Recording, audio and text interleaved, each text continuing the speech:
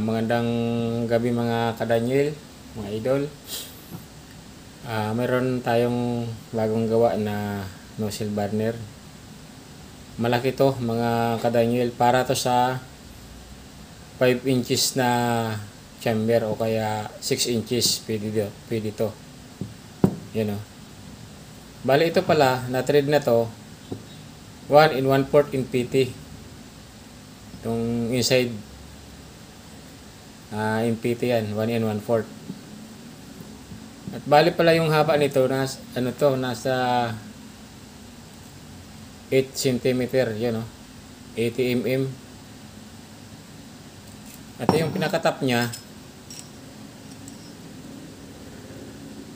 yun o, nasa ano yan o, halos 7 cm o, sa inches 2 1/2, yun o. Kaya pwede ito sa D6 na chamber at D5. At ito pala, yung butas na ito 8. Ganun pa rin. 4 na diretso lang. Alternate. 4 din na pababa. Yun o. Pababa yan. Yung ito, diretso. Diretso lang yan.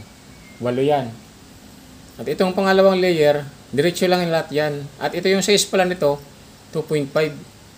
Ito, 2 mm. Diretso lang yan, 4 yan. 4, diretso lang. 2 mm ang, ano yan, 2 mm ang barina. At ito naman, 2 mm din. Pangatlo na tong layer. Ito. Medyo nag-slide ito ng kaunti pataas. Maluwag lang kasi yung hawak ko 1.5 to eh. Naka-slide ito pataas para yung apoy niya medyo patulak pataas, yung ano no. Yan.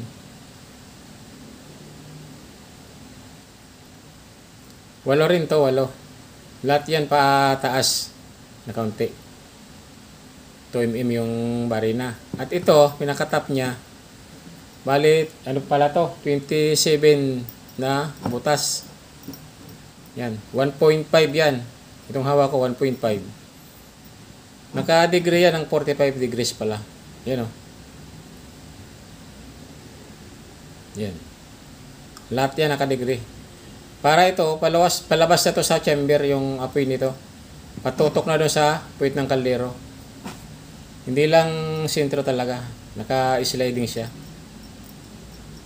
So, abangan nyo na lang yung resulta ng ano nito, ng testing natin kung nakukuha ba yung magandang apoy, magbubulo ba. So, ayan.